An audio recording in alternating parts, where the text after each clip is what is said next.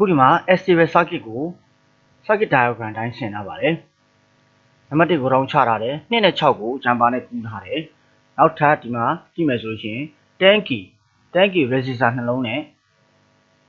power supply ကနေနံပါတ်9ကိုတစ်လုံး power supply နံပါတ်9ကိုတစ်လုံးဆက်ထားတယ်နောက်ထပ် tanky resistor တစ်လုံးက9နဲ့6ကိုကူးထားပါတယ်ဒါဆိုရင်2နဲ့6ကိုလည်းဆက်ထားတယ်ဒါ stable circuit ပါဒါဆို R1 R2 C လို့ခေါ်ပါတယ်ဒီမှာတော့ C ကိုတော့ခဏဖြုတ်ထားတယ် C ကိုခဏဖြုတ်ထားတယ်ပြီးမှကျွန်တော်တို့ပြန်တက်ပြီးတော့ဆက်ပြီးလေ့လာကြည့်မယ်နံပါတ်5ပင်ကိုတိုင်းကြည့်မယ်ဆိုရင် power supply ရဲ့ 2-third VCC ရှိတယ် 2-third VCC အခု12 volt ပေးထားရင်ဒီမှာ10 volt ထွက်နေရမယ်ဒါဆိုရင်ဒီမှာတော့ 1-third VCC နံပါတ်2အထဲမှာတော့တိုင်းလို့မရအောင်ဒါပေမဲ့4 volt နဲ့10 volt နဲ့ရှိနေဆိုတော့မှတ်ထားရမယ်2မှာ4 volt 5မှာ10 volt ရှိတယ်ဆိုတော့ကျွန်တော်တို့မှတ်ထားပြရမယ်ဒီနေ့ကိုကျွန်တော်တို့ကဒီဟာတွေကို charging discharging လုပ်တော့မှ frequency ဖြစ်မှာအခုကျွန်တော် power supply ကို power ပေးလိုက်တယ်ပြီးတော့လင်းနေတယ်ဒါပေမဲ့ frequency မဖြစ်ဘူးဘာလို့လဲဆိုတော့ capacitor ပြောင်းနေလို့ charging discharging တိုင်းပြောင်းနေတယ် R1 R2 C မှာ C ပြောင်းနေလို့နံပါတ်5ပင်ကိုတိုင်းကြည့်မယ်ဒီမှာ 2-third VCC 10 volt ရှိတယ်နံပါတ်5ပင်မှာ 2-third VCC 10 volt ရှိနေတယ်ဟုတ်ပြီ10 volt ရှိနေတယ်ဒါဆိုနောက်ထပ်ကျွန်တော်တို့ရွှေ့ပြီးတိုင်းကြည့်ဒါ 2-third VCC ဒီမှာလဲနံပါတ်5ပင်မှာလဲ 2-third VCC နံပါတ်6ပင်မှာလဲနံပါတ်9ပင်မှာတော့ဒါ supply voltage တိုင်းရှိတယ်ဒါလေးကိုမှတ်ထားပြီမယ်ဒီချိန်မှာ voltage ရှိတယ် transistor off နေလို့ transistor on ဒီ voltage တွေအကုန်လုံး ground ဆင်းသွားပြီမရှိတော့ဘူးဒီမှာ LED on တော့ transistor ပိတ်နေတော့ voltage ကြီးရှိပါတယ်တကယ်လို့ဒါ2နဲ့ကျွန်တော်တို့က9နဲ့ဆိုတော့ပြောင်းပြန်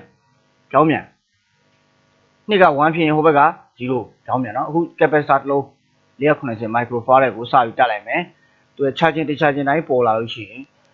frequency မီလီမှိတ်တော့စဖြစ်တော့မယ်ဒါကိုကျွန်တော်တို့ကိုယ်တိုင်လည်းစမ်းကြည့်မယ် voltage တွေလည်းတိုင်းကြည့်ပါမယ်အောက်ကိုချပြီးတော့ဆင်းလိုက်ပါမယ်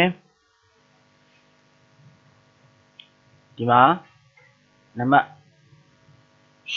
6ကိုစတိုင်းထားတယ်ထည့်လိုက်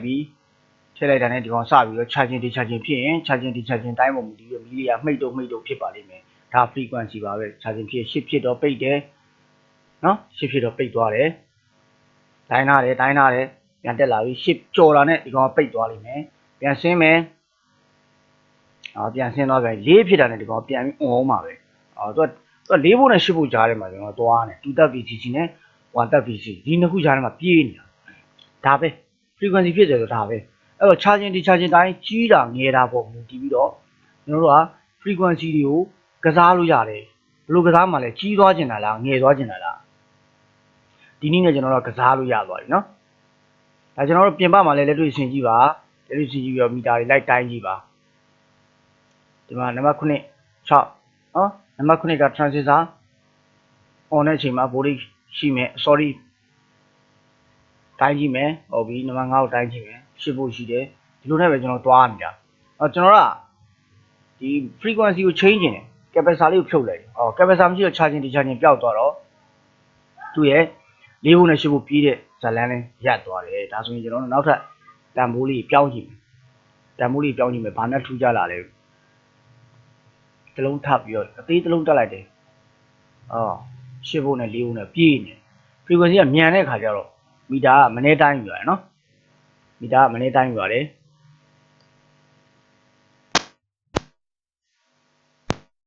ဒီမှာကြောက်သိပြီးတော့ frequency ကမြန်လာမီတာကမလိုက်နိုင်တော့သူ့ frequency ကအရင်မြန်မီတာကမလိုက်နိုင်တော့ digital meter ဆိုပိုဆိုးပါတယ်တော့ဒီခဏန်းတွေကငြိမ်သွားပြီမှာ10 UFD ထည့်တယ်အားမြန်သွားနော်ဖတ်နေပတ်နေ10 volt နဲ့4 volt ပြေးနေတာပဲမီတာကမလိုက်နိုင်တော့ဘူးဒီမှာကျွန်တော်6 volt တိုင်းကြည့်တော့အရင်မြန်သွားပြီ frequency အရင်မြန်သွားပြီမလိုက်နိုင်တော့ပါဘူးအားလုံးပဲကျေးဇူးတင်ပါတယ်ခင်ဗျာ